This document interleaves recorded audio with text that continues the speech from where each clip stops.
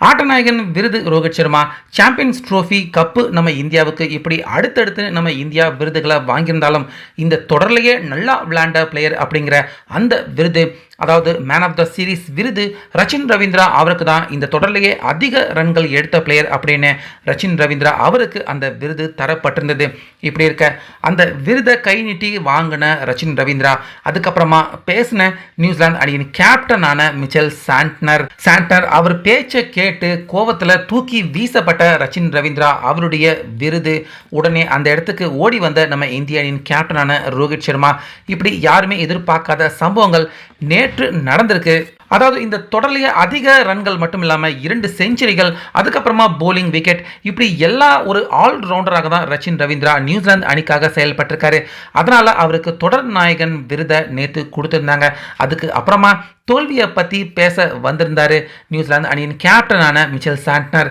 அப்போ அவர் சொல்கிறப்ப ரச்சின் ரவீந்திரா அவர் மேலே குறை சொல்கிற மாதிரியான ஒரு ஸ்பீச் தான் அவர் அந்த இடத்துல வெளிப்படுத்தியிருந்தார்.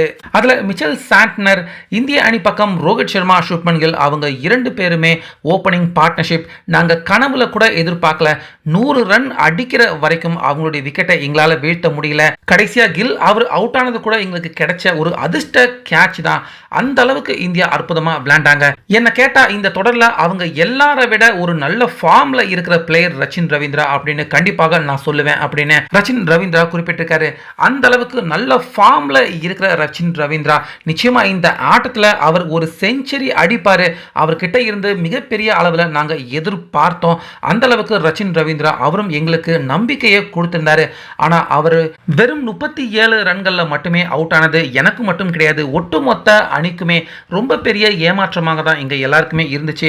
நாங்கள் நியூசிலாந்து அணி இந்த மேட்ச்சில் தோல்வி அடைகிறதுக்கு ரச்சின் ரவீந்திரா அவருடைய ஃபெயிலிங் பேட்டிங் நிச்சயமாக ஒரு காரணம் அப்படின்னு ரச்சின் ரவீந்திரா அவருடைய பேட்டிங் இந்த தொடர்லையே சிறப்பாக இருந்திருக்கலாம், அவருக்கு தொடர் நாயகன் விருதை கூட வாங்கி கொடுத்துருக்கலாம். ஆனால் ஒரு ஃபெயில்யூர் பேட்ஸ்மேனாக தான் இந்திய அணிக்கு எதிராகவும் எங்கள் கண் முன்னாடியும் ரச்சின் ரவீந்திரா அவர் தெரிகிறாரு அப்படின்னு ஒரு தொடர் நாயகன் விருது வாங்கின பிளேயர் அவர் அப்படின்னு கூட பார்க்காம கொஞ்சம் கோபமாக ஆக்ரோஷமாக தோல்வி அடைஞ்ச விரக்தியில் மிச்சல் சாண்ட்னர் ரச்சின் ரவீந்திராவை கடுமையாக விளாசினார். ஸோ அதுக்கு அப்புறமா கையில் வாங்கின அந்த விருதை வச்சுக்க மனசு இல்லாமல் ரச்சின் ரவீந்திரா அவர் தூக்கி வீச, அப்போ அங்கே இருந்த நம்ம ரோஹித் சர்மா பார்த்தீங்கன்னா இது எல்லாத்தையும் பார்த்துட்டு அந்த ட்ரோஃபியை எடுத்து ரச்சின் ரவீந்திரா அவர்கிட்ட போய் மீண்டும் கொடுத்து அவரை தட்டி ஆறுதல் படுத்தி சமாதானப்படுத்தினார் நம்ம ரோஹித் சர்மா. அப்போ அவர் கையில் எடுத்துகிட்டு போய் அந்த ட்ரோஃபியை அவர்கிட்ட கொடுத்த அந்த புகைப்படங்கள் எல்லாமே இப்போ தான் வெளியாகி பட்டு வைரல் ஆகிக்கிட்டும் வருது. ஸோ அந்த வகையில் ரச்சின் ரவீந்திரா இந்த தொடரில் அவரை பொறுத்த வரைக்கும் நல்லா தான் விளையாண்டாரு.